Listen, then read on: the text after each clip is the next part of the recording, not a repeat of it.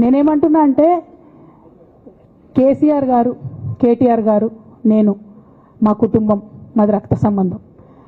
పదవులు పోతేనో పార్టీలకు వెళ్ళి సస్పెండ్ చేస్తేనో పోయేటటువంటి బంధం కాదు.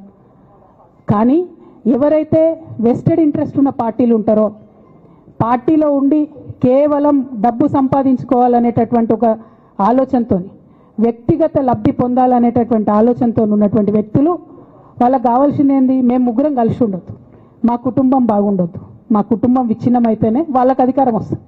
దాంట్లో భాగంగా ఇవాళ మొదటి స్టెప్ నన్ను బయటేసిరు పార్టీలకు వెళ్ళి. అది ఇక్కడితో ఆగదు. నేను గౌరవనీయులు పెద్దలు దైవ సమానులు కేసీఆర్ గారిని విజ్ఞప్తి చేస్తా ఉన్నా, మీకు ఒక సూచన చేస్తా ఉన్నా.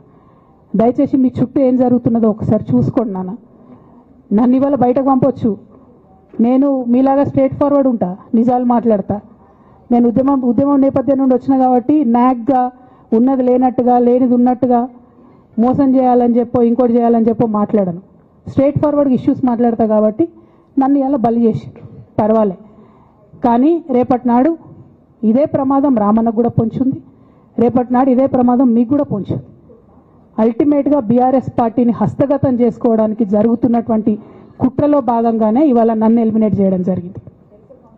నేను ఇవాళ ఓపెన్గా అడుగుతా ఉన్నాను, హరీష్ రావు గారికి నేను సూటి ప్రశ్న వేస్తున్నా, ఈ రాష్ట్ర ముఖ్యమంత్రి రేవంత్ రెడ్డి గారు కూడా నేను సూటి ప్రశ్న వేస్తున్నా. నా మీద కుట్రలు ఎప్పటి నుండి ప్రారంభమైనాయి?